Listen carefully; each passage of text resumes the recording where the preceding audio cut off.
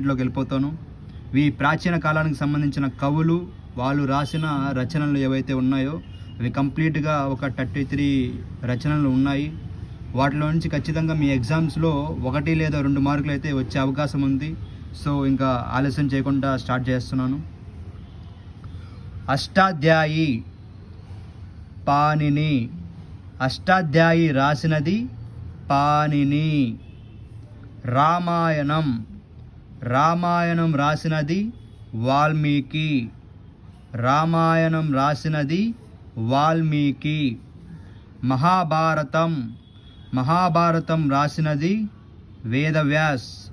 మహాభారతం రాసినది వేదవ్యాస్. అర్థశాస్త్ర.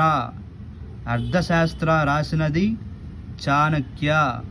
అర్థశాస్త్ర రాసినది చాణక్య. మహాభాష్య. మహాభాష్య రాసినది పతంజలి. మహాభాష్య రాసినది పతంజలి.